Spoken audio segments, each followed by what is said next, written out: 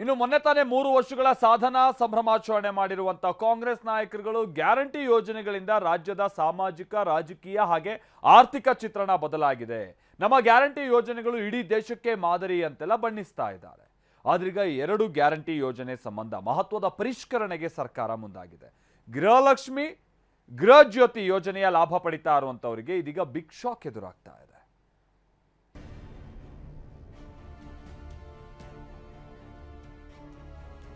ನನಗೂ ಫ್ರೀ, ನಿಮಗೂ free, ಮಾದೇವಪ್ಪನಿಗೂ free, ಕಾಕಾ ಪಾಟೀಲ್ಗೂ ಫ್ರೀ.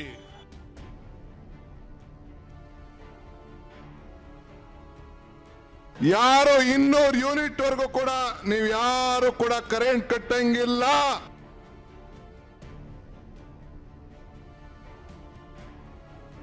ಗೃಹಲಕ್ಷ್ಮಿ ಉಚಿತ ವಿದ್ಯುತ್ ಬೇಕೆಂದರೆ ಹೊಸದಾಗಿ ಅರ್ಜಿ. ಗ್ಯಾರಂಟಿ ಯೋಜನೆಗಳ ಫಲಾನುಭವಿಗಳ ಪರಿಷ್ಕರಣೆಗೆ ಪ್ಲಾನ್.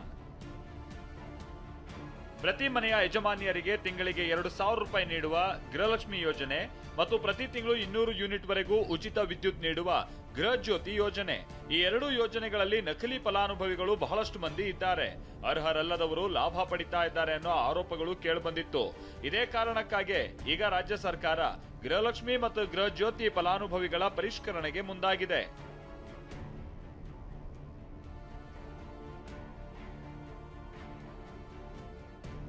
ಇನ್ನು ಮುಂದೆ ಗೃಹಲಕ್ಷ್ಮಿ ಹಣ ಪಡಿಬೇಕು ಅಂದ್ರೆ ಅಥವಾ ಉಚಿತವಾಗಿ 200 ಯೂನಿಟ್ ವಿದ್ಯುತ್ ಪಡಿಬೇಕು ಅಂದ್ರೆ ಮರು ಅರ್ಜಿ ಸಲ್ಲಿಕೆ ಮಾಡಬೇಕು. ಈಗ ಯೋಜನೆಯ ಲಾಭ ಪಡಿತಾ ಇರುವವರು ಕೂಡ ಹೊಸದಾಗಿ ಅರ್ಜಿ ಸಲ್ಲಿಕೆ ಮಾಡಬೇಕಾಗುತ್ತೆ. 1.24 ಕೋಟಿ ಗೃಹಲಕ್ಷ್ಮಿ ಫಲಾನುಭವಿಗಳಿದ್ದು ಇವರೆಲ್ಲರೂ ಮತ್ತೆ ಅರ್ಜಿಯನ್ನ ಸಲ್ಲಿಸಬೇಕು. ಒಂದು ವೇಳೆ ಹೊಸದಾಗಿ ಅರ್ಜಿ ಸಲ್ಲಿಸದೆ ಹೋದ್ರೆ ಅಂತವರ ಗ್ಯಾರಂಟಿಗೆ ಕೊಕ್ ನೀಡಲಾಗುತ್ತೆ. ಇನ್ನು ಅರ್ಜಿ ಪರಿಶೀಲನೆ ವೇಳೆ ಯೋಜನೆಯ ಲಾಭ ಪಡೆಯೋದಕ್ಕೆ ಅನರ್ಹರು ಅಂತ ತಿಳಿದು ಬಂದ್ರೆ ಅವರನ್ನ ಯೋಜನೆಯಿಂದ ಕೈ ಬಿಡಲಾಗುತ್ತೆ.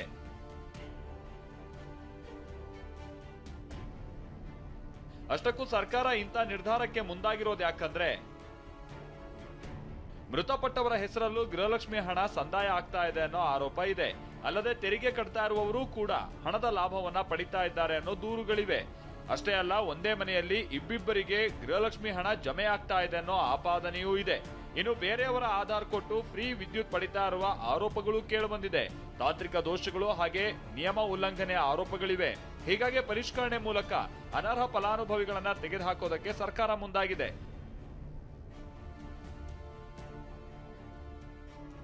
ಈ ಬಗ್ಗೆ ಮಾಹಿತಿ ನೀಡಿರುವ ಡಿಸಿಎಂ ಡಿಕೆ ಶಿವಕುಮಾರ್, ಸುಮಾರು 100 ಕೋಟಿ ಮಿಸ್ಯೂಸ್ ಆಗ್ತಾ ಇದೆ.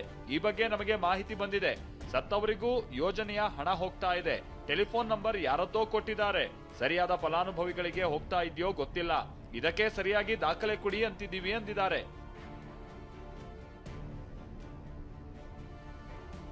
ಸುಮಾರು 100 ಕೋಟಿ ರೂಪಾಯಿ ಅಷ್ಟೇ ಯಾರು ಗ್ಯಾರಂಟಿ ತೆಗೆದುಕೊಳ್ತಾ ಇದ್ರು ಅವರು ಎಲ್ಲ ತೀರ್ಕೊಂಡಿದ್ದಾರೆ. ಆ ತೀರ್ಕೊಂಡಿದ್ದಂಥ ಸಂದರ್ಭದಲ್ಲಿ ದುಡ್ಡು ಬೇರೆಯವ್ರಿಗೆ ಹೋಗಿ ಮಿಸ್ಯೂಸ್ ಆಗ್ತಾ ಇದೆ. ಅದು ದಾಖಲೆ ಬಂದಿದೆ.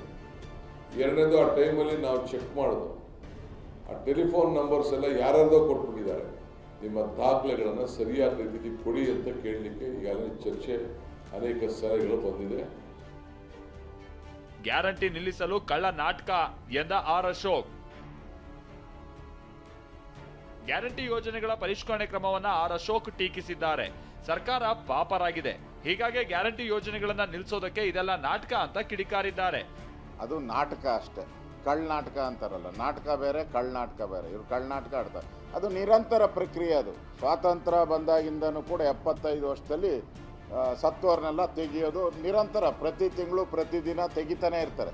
ಸರ್ಕಾರ ಪಾಪರಾಗಿ ಸರಿಯಾಗಿ ರೇಷನ್ ಕೊಡೋಕ್ಕೆ ಯೋಗ್ಯತೆ ಇಲ್ಲದೆ, ಗ್ಯಾರಂಟಿಗಳು ಕೊಡೋಕ್ಕೆ ಹಣ ಇಲ್ಲದೆ ಒಂದಲ್ಲ ಒಂದು ಸಬೂಬುಗಳನ್ನು ಹುಡುಕ್ತಾ ಇದ್ದಾರೆ. ಈಗ ಆಲ್ರೆಡಿ ಗ್ಯಾರಂಟಿ ಯೋಜನೆಗಳು ಸರಿಯಾಗಿ ಜಾರಿಯಾಗಿಲ್ಲ, ಗೃಹಲಕ್ಷ್ಮಿ ಹಣ ಸರಿಯಾಗಿ ಬರ್ತಿಲ್ಲ ಅನ್ನೋ ಆರೋಪಗಳಿದೆ.